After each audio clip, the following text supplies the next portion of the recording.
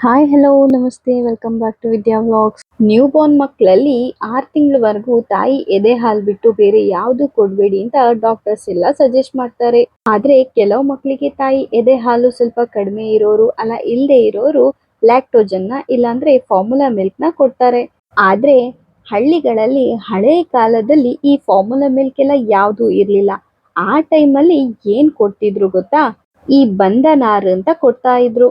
ಇದಕ್ಕೆ ಎಕ್ಸಾಕ್ಟ್ ಆಗಿ ಕನ್ನಡದಲ್ಲಿ ಏನ್ ಹೇಳ್ತಾರೆ ಅಂತ ನನಗೆ ಗೊತ್ತಿಲ್ಲ. ಆದ್ರೆ ತುಳುವಿನಲ್ಲಿ ಇದಕ್ಕೆ ಬಂದನಾರು ಅಂತ ಕರೀತಾರೆ. ಇದು ಮಾಮೂಲಾಗಿ ಕಾಣಕ್ ಸಿಗೋದು ಸ್ವಲ್ಪ ಕಷ್ಟನೇ. ಆದ್ರೆ ಕಾಡಿಗೆಲ್ಲ ಹೋದ್ರೆ ಆರಾಮಾಗಿ ಸಿಗುತ್ತೆ. ಸೊ ನಾನು ನನ್ನ ದೊಡ್ಡ ಮಗಳಿಗೂನು ಇದನ್ನ ಕೊಟ್ಟಿದ್ದೆ. ಇನ್ನು ಚಿಕ್ಕ ಮಗಳಿಗೂನು ಕುಡ್ಸೋಣ ಅಂತ ಹೇಳಿ ಇಲ್ಲಿ ತರಿಸ್ಕೊಂಡಿದೀನಿ. ಈ ನಾರನ್ನ ಮರದ ಕೊಂಬೆಗಳಿರ್ತಾವಲ್ಲ ಅದ್ರ ಮಿಡ್ಲ್ ಪೋರ್ಷನ್ ಇಂದ ಇದನ್ನ ಬೇರ್ಪಡಿಸ್ತಾರೆ. ಅಂದ್ರೆ ಮೇಲ್ಗಡೆ ಚೆಕ್ಕೆ ತರ ಇರುತ್ತೆ. ಸೊ ಆ ಚೆಕ್ಕೆನ ತೆಗೆದು ಅದಾದ್ಮೇಲೆ ನಾರ್ ತರ ಬರುತ್ತೆ. ಅದನ್ನ ತೆಗೆದು ಚೆನ್ನಾಗಿ ಒಣಗಿಸ್ಬೇಕು.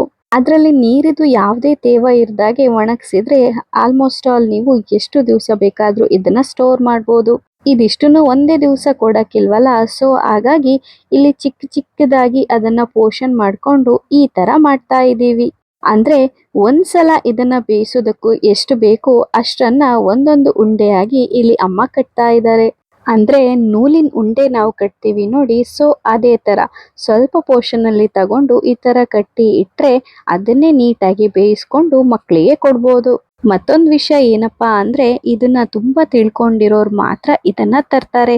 ಹಿಂದಿನ ಕಾಲದಲ್ಲಿರೋರಿಗೆ ಎಲ್ಲರಿಗೂ ಆಲ್ಮೋಸ್ಟ್ ಆಲ್ ಗೊತ್ತಿರುತ್ತೆ. ಆದ್ರೆ ಈಗಿನವ್ರಿಗೆ ಇದು ಸ್ವಲ್ಪ ಗೊತ್ತಿರೋದು ಕಷ್ಟನೇ. ಹಾಗಾಗಿ ಇದ್ರ ಗಿಡ ಹೇಗಿರುತ್ತೆ ಅಂತ ನೀಟಾಗಿ ನಾವು ನೋಡ್ಕೊಂಡ್ ತರೋದು ತುಂಬಾನೇ ಇಂಪಾರ್ಟೆಂಟ್ ಆಗಿರುತ್ತೆ.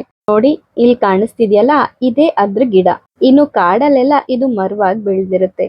ತಂದು ಒಣಗಿಸಿ ಎಲ್ಲ ರೆಡಿ ಮಾಡ್ಕೊಂಡಿದ್ದೆಲ್ಲ ಆದ್ಮೇಲೆ ಇನ್ನ ಅದನ್ನ ಹೇಗ್ ಮಾಡಿ ಕುಡ್ಸೋದು ಅಂತ ಹೇಳಿ ನಾನಿವತ್ ಹೇಳ್ತೀನಿ.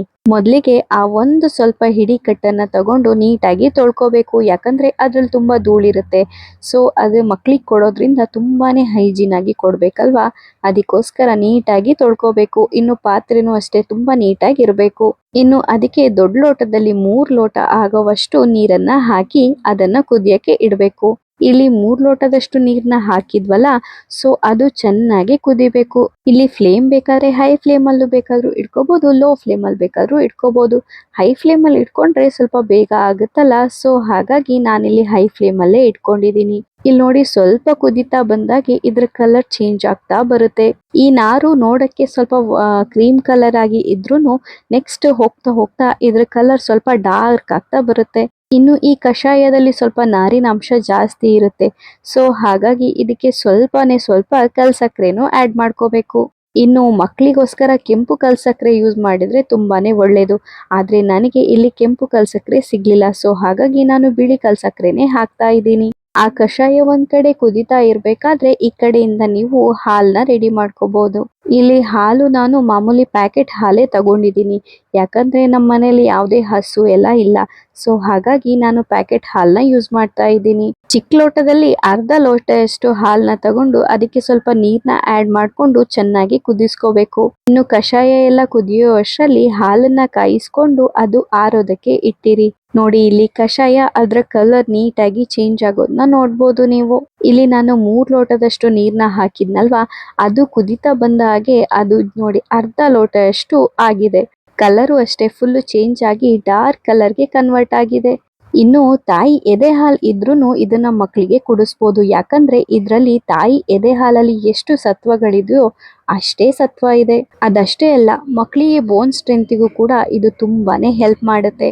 ಇನ್ನು ಇದನ್ನ ಕುದಿಸಿದೆಲ್ಲ ಆದ್ಮೇಲೆ ಹಾಲು ಮತ್ತೆ ಕಷಾಯನ ಮಿಕ್ಸ್ ಮಾಡ್ಕೋಬೇಕು. ನಾನು ಇಲ್ಲಿ ಪಾಪುಗೆ ಫಸ್ಟ್ ಟೈಮ್ ಕೊಡ್ತಾ ಇರೋದ್ರಿಂದ ಸ್ಟಾರ್ಟಿಂಗ್ ನೀವು ಸ್ವಲ್ಪ ಸ್ವಲ್ಪನೇ ಕುದಿಸಿ ಅವ್ರಿಗೆ ಅಡ್ಜಸ್ಟ್ ಆಗುತ್ತಾ ಏನು ಅಂತ ನೋಡ್ಬೇಕು.